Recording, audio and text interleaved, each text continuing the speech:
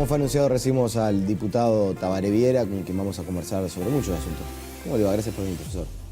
Es un gusto, buenos días. Bueno, le decíamos, hay muchos temas para conversar, pero antes, hombre de Rivera, de la frontera con nuestro país, y hay quienes dicen que cada vez que pasa algo en Brasil, en realidad en la frontera ponen un ojo en Brasil y uno en Uruguay. Esa es la vida de frontera, en particular en Rivera, la frontera seca, donde, bueno, muchas veces hasta los límites son un poco difusos. Es un hombre de allá, debe haber estado en estos últimos días en Rivera. ¿Cómo se está viviendo todo esto que sucede en Brasil? ¿Ya se está sintiendo de alguna manera? Bueno, sí, la crisis política en Brasil, que de alguna manera confluye y influye en la crisis económica que también sufre el país, le pega a la frontera particularmente y en primer lugar. Entonces yo diría que ya hace un par de años que la frontera está con problemas. Está con problemas económicos que influyen en lo social, que influyen evidentemente en la vida cotidiana. Enseguida se nota en el comercio y con ello algunas pérdidas de fuentes de trabajo. Si bien, bueno, el tipo de cambio ahora se ha más o menos, no está parejo, todavía hay un atraso cambiario de Uruguay con respecto a Brasil del 20%, 20 y tanto por ciento, pero bueno, evidentemente que esto se sufre y se ve con preocupación, se vive cotidianamente toda esa inestabilidad política tan fuerte, todo ese fenómeno de corrupción generalizado. Para que acá en Montevideo mucha gente que nos está mirando pueda entender, ¿qué es lo que pasa cuando en el vecino, en el que está viviendo al otro lado de la calle, empiezan estos problemas institucionales? ¿Cómo se nota en el día a día, en el cotidiano vivir? No, se nota en las consecuencias que eso tiene directamente sobre, básicamente, la economía. El comercio. En el comercio. Eso se nota porque la crisis política en Brasil también influye en su situación económica, que es en este momento de crisis. Y eso afecta al empleo y por lo tanto allí la búsqueda de empleo, el mercado laboral es uno. Hay uruguayos que trabajan en Libramento del otro lado y viceversa.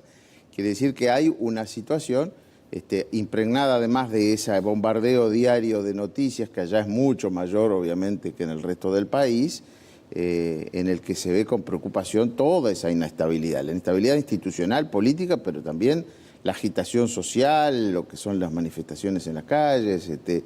Bueno, esas cosas se viven y se viven con preocupación porque las familias están mezcladas, porque hay brasileños en las familias uruguayas y viceversa. Entonces realmente nos preocupa. Y como uruguayos, ni que hablar, porque sabemos de la importancia que tiene Brasil en la región y para lo que es Uruguay. Realmente la situación brasileña, al ser un país además continental, tiene una gran influencia en la frontera, pero también en el resto del país, ¿no? Sí, ni que hablar. Hay un comité de frontera que sí, incluso integra, no sé cómo es las reuniones, qué tan periódicas son, si es eventualmente para desarrollar algún tipo de iniciativas. ¿Puede haber alguna reunión por esta situación? Sí, hay una reunión institucional de un grupo binacional de frontera que sigue los temas fronterizos, una agenda fronteriza a nivel de las cancillerías y que se reúnen en un par de instancias, no, pero con agenda. A nivel local también. Hay un grupo que se reunió con Novoa, que hablaba mucho del tema del aeropuerto. Sí, hay un grupo entre intendentes y prefeitos en toda la frontera con Brasil, que se reúne periódicamente también con una agenda y que tiene temas comunes. Y después está el grupo de trabajo, yo diría, cotidiano entre los gobiernos locales, entre el gobierno de Rivera y de Santana del Livramento, que eso atienden a lo más puntual, que muchas veces pasa por temas. A ver, un ejemplo rápido. La frontera tiene toda una zona internacional, un área non edificandis, que es internacional, donde no puede haber, como dice su nombre, construcciones, donde están los marcos, y son 20 metros para cada lado de esos marcos, y eso constituye un camino natural que es el acceso único para muchos lugares de frontera de ambos lados. Y sin embargo ese camino no tiene presupuesto, no está dentro de no es un camino nacional, ni es un camino departamental, no tiene, como un limbo. no tiene responsables y bueno, y eso funciona por la buena voluntad de los gobiernos locales, que uno pone una cosa, otro pone otra, aún sin presupuesto tampoco local. Esos temas cotidianos hay que resolverlos. Vamos a salir de este asunto. ¿Escuchó el discurso de Manini Ríos? Sí, por supuesto, claro. ¿Le sorprendió? Sí. A ver, hablamos del comandante jefe del ejército. Sí, sí, por supuesto, del discurso del 18 de mayo.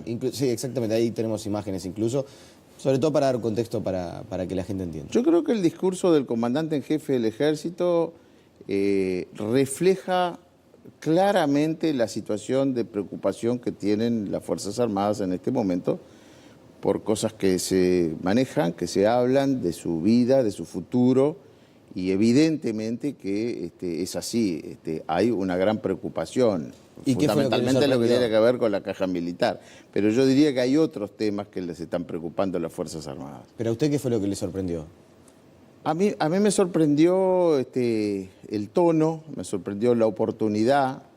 Evidentemente estoy seguro de que ese discurso había sido conocido por sus superiores, conociendo la verticalidad con que se manejan las Fuerzas Armadas, seguramente estaba autorizado, por lo menos por el Ministerio de Defensa, cuando no por el propio presidente de la República, porque el tono y la forma en que se refirió a las Fuerzas Armadas, a lo que son expresiones hacia las Fuerzas Armadas, más allá incluso del tema puntual, está un poquito en la frontera de lo que generalmente los militares pueden hacerlo, ¿no? Claro. Entonces, evidentemente, conociendo la verticalidad, yo estoy seguro que ese discurso lo conocía, por lo menos el Ministerio de Defensa. A ver si interpreto lo que usted está diciendo.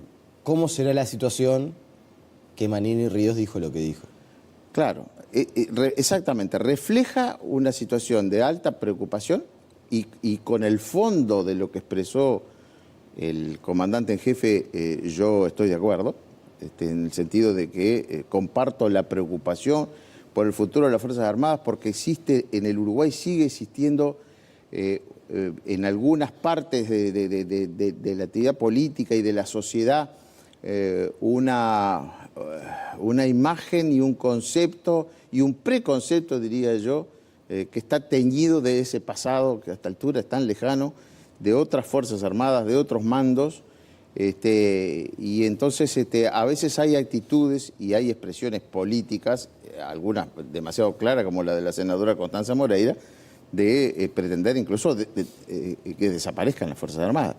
Cuando las Fuerzas Armadas en un país son importantes no solamente por la posibilidad de un ataque militar, son importantes porque hoy los temas de seguridad que van más allá de lo militar y donde hay amenazas de distintos tipos, pero también las fuerzas militares tienen un rol importantísimo que va más allá del clásico concepto de una guerra, ¿no? Ahora, por la defensa de nuestro espacio aéreo, por la defensa de nuestra riqueza marítima, por la defensa de nuestras fronteras, por lo que son todas las acciones de emergencia que allí está en las Fuerzas Armadas. Pero es estar contra las Fuerzas Armadas, por ejemplo, plantear lo que acá planteó Daniel Astori, es decir, no podemos destinar 470 millones de dólares a subvencionar la caja militar. ¿Eso es estar en contra de las Fuerzas Armadas? No, pero digo, es estar en contra de las Fuerzas Armadas, expresar de que no deberían haber Fuerzas Armadas en el país, claramente.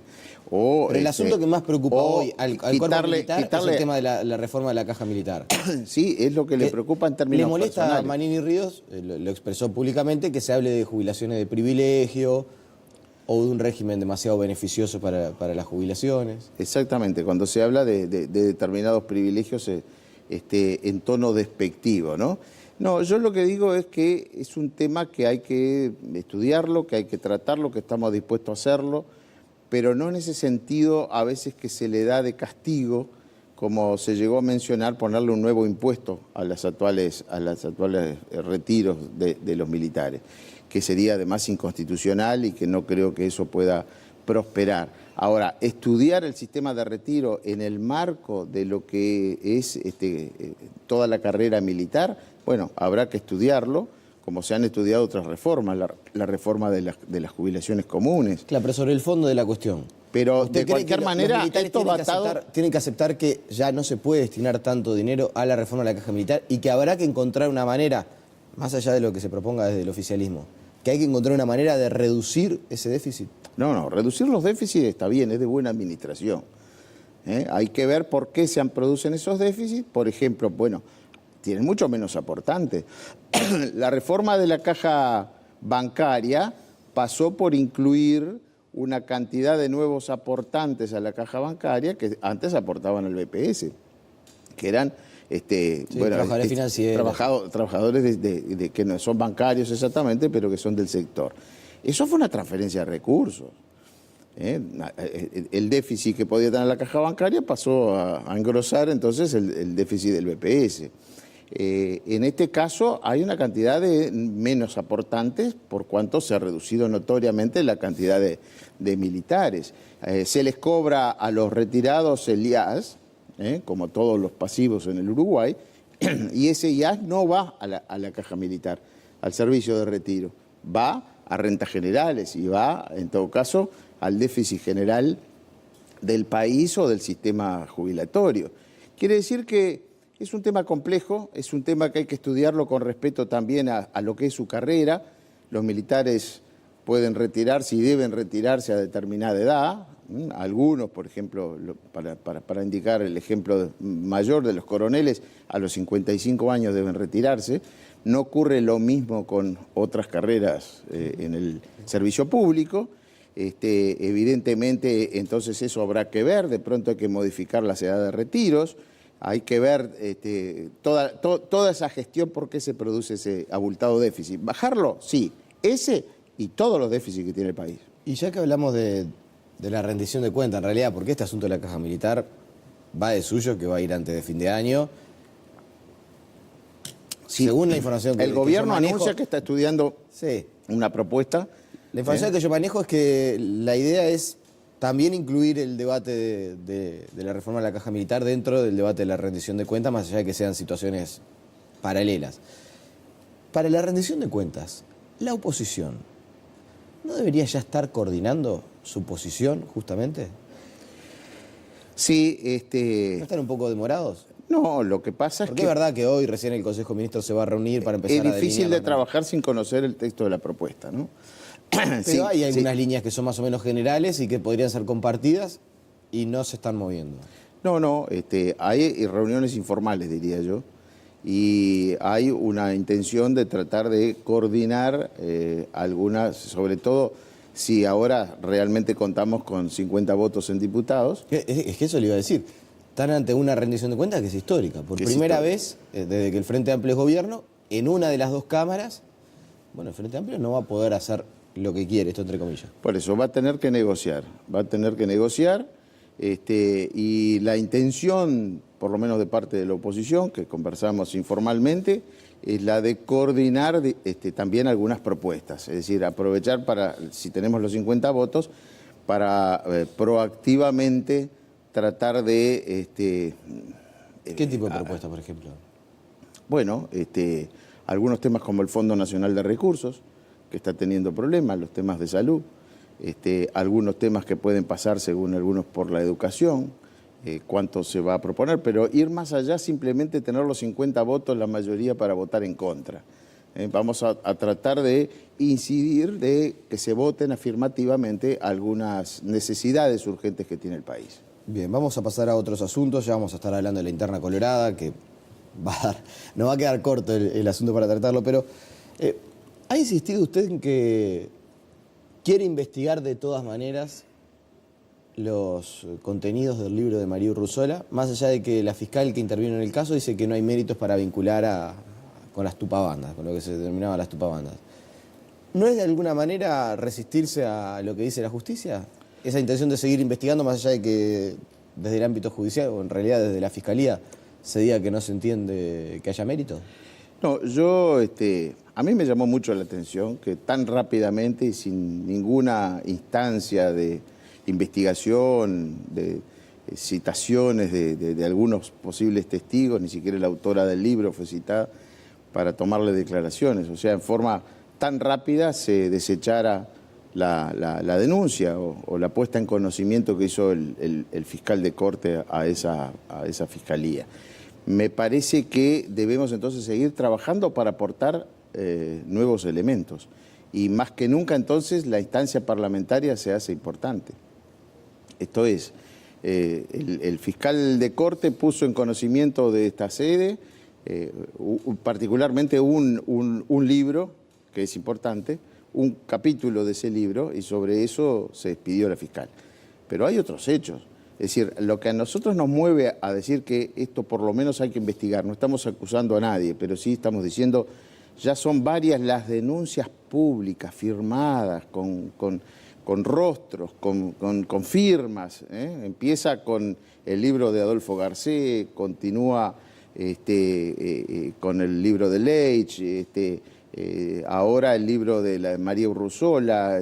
Son denuncias públicas claras, con testigos que, si bien son mantenidos en reserva, no se dan sus nombres públicamente, pero citado a la justicia seguramente pueden aparecer, y con confirmaciones como sin duda han sido las declaraciones del propio Zabalza o de ex Tupamaro Lamana, donde ¿Y se asesoró, por ejemplo, si se puede recusar a la fiscal? No, pero se puede hacer nuevas denuncias o ampliaciones de esas denuncias con otros argumentos. Yo creo que justamente, y es lo que nos proponemos hacer y hemos anunciado, ahora hay una comisión investigadora en diputados que va a investigar la relación de los financiamientos de campañas con determinadas empresas y que está abierto a que ampliemos el objeto de la investigación. Me parece que seguir haciéndonos los distraídos de una denuncia tan importante, hecha con testigos, con confirmaciones de protagonistas, con firmas, por lo menos no investigar, para desechar, para hacerle bien al sistema. O sea que la idea suya Pero es muy grave, mire, que se financió un este partido, asunto, un sector con asaltos a mano armada, donde hubieron muertos. Es una denuncia realmente grave. Su intención entonces es incluir este asunto en la investigadora por el financiamiento de los partidos. En la primera reunión, que será el 29, ya está fijada, el 29 de este mes se instala la comisión investigadora por los 5 casos que se votaron, pero dejando abierto esta posibilidad que mencionaba. Vamos a proponer de que amplíe el objeto de su investigación y con los argumentos denunciados públicamente y algunos más que aportaremos, la comisión... ¿Tiene más? Sí, pueden haber algunos testimonios y algunas cosas más. Bueno, con algunos de estos argumentos... Algo adelánteme. Vamos testimonios. Que no se conoce hasta el momento. Sí.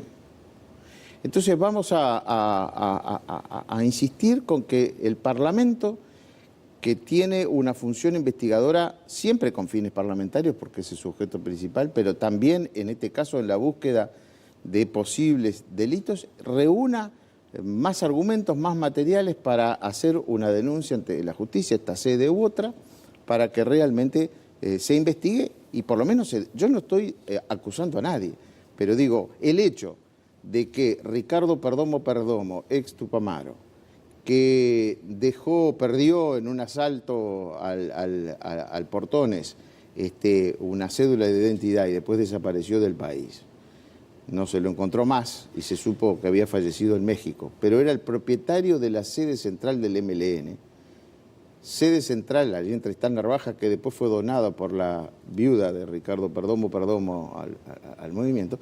Realmente, digo, son indicios bastante importantes de que por lo menos habían integrantes del MLN, del MPP, que participaron de esos asaltos, y hay algunos que están confirmando de que parte de eso recaudado era con lo que se financiaban las campañas electorales. Bueno, hasta por el bien del sistema, de la democracia y del propio MPP, que se investigue y que si esto no es así, que quede claro a la población. Creo que no caben acá esas respuestas irónicas, y tomarle el pelo en definitiva a la gente diciendo que esto es ridículo. No, cuando hay tantas denuncias, cuando hay libros escritos, y nadie puede decir que María Urruzola proviene de la derecha y de que esto es un complot de la derecha imperialista y yo qué sé qué más. No, acá hay testigos y hay que investigar. Profesor, ¿va a ser candidato o precandidato a presidente? Mire, yo no. Veo que cuando anunció la entrevista en Twitter ayer, hubo gente que le puso. Sí, hay amigos que me están planteando y el Partido Colorado necesita obviamente definir, yo diría en el próximo año, en los próximos 10 o 12 meses, definir los nuevos liderazgos, ¿no? Y en ese sentido, a ver, ningún político sincero puede decirle que no le gustaría y no es un honor ser candidato. No puedo ni estoy para autocandidatearme, pero evidentemente que Espacio Abierto y el vallismo en sus distintas expresiones, unidos que conformamos Espacio Abierto junto con el diputado Pepasqué y su sector, Vallismo Unido, que es un paraguas mayor que trata de reunir a todos los vallistas. Bueno, estamos en la búsqueda y en la concreción de quién va a ser el abanderado de nuestra propuesta que aspiramos que sea mayoritaria dentro del Partido Colorado. Así que, ahora, en ese sentido, bueno, yo estoy proponiendo una... Para que sea mayoritaria sabe que van a tener que tener a alguien enfrente. Sí. Y ahí hay un problema, porque Pedro Bordaberry ya dijo que no. Bueno, pero ya hay un par de dirigentes del partido que han dicho que sí, que van a ser precandidatos, ¿no verdad? Bordaberry ha decidido dar un paso al costado. Bueno, pero Amorín Valle no está dentro del paraguas de Vallismo Unido. No, de Vallismo Unido perdón, sí. De Vallismo Unido sí, pero no está dentro del paraguas de Espacio Abierto. Sí. Pero claramente es alguien que se refleja como vallista. Sí, o sea, por eso. Es del ala vallista del Partido Colorado. Usted dice desde Vamos Uruguay. Y sí, desde Vamos Uruguay. Y Vamos Uruguay, otro sector que pueda surgir, que habían asomado y ahora finalmente parece que no. No, pero Vamos Uruguay, a ver, es un grupo bastante estructurado, obviamente muy vertical en el sentido del liderazgo fuerte de Bordaberry, sufre hoy más que nadie ese alejamiento, pero ya van a encontrar seguramente un nuevo líder o van a apoyar alguno de las candidaturas emergentes. Yo creo que ahora, lo que no el corre partido es tiene que ir a una elección interna. Bueno, pero eso ya le dijeron que no corre. Todavía yo no me he dado por vencido. Todavía no me he dado por vencido, bueno, ni mucho menos. La realidad le está indicando que usted viene planteando este asunto desde hace algunos meses y Nicolás, ya no queda nadie que a Germán Cardoso, a Amorín Valle, no sé, le estoy haciendo referencia a las principales figuras que dicen que no es procedente. No, procedente no pueden decirme que no es porque todo procede si lo decide la convención. Y yo, hasta que la convención no dé un debate y vote esto, y yo aspiro que sea antes de fin de año, bueno, no tendré la opinión mayoritaria realmente del Partido Colorado. Pero además las circunstancias pueden ir cambiando y yo veo que así es. Se necesita, más que nunca ahora con el retiro de Bordaberry, se necesita una elección interna en la cual se legitimen nuevas agrupaciones. La realidad interna hoy del partido es muy diferente a la del 2014. Ya Vamos Uruguay no es exactamente igual, claro, con el retiro de Bordaberry. Tampoco lo es lo que era Proba, que ya no estamos juntos con Amorín. Hay nuevas agrupaciones, está la agrupación de Amado, nuevos sectores se han conformado. Hoy es otra la realidad interna del partido. Pero sobre todo tiene que redinamizarse y el partido se dinamiza en la acción, en la idea y la acción. Tenemos que trabajar en esas dos cosas. Y además debe legitimarse un nuevo líder o nuevos liderazgos y solo se legitima cuando le gana a alguien.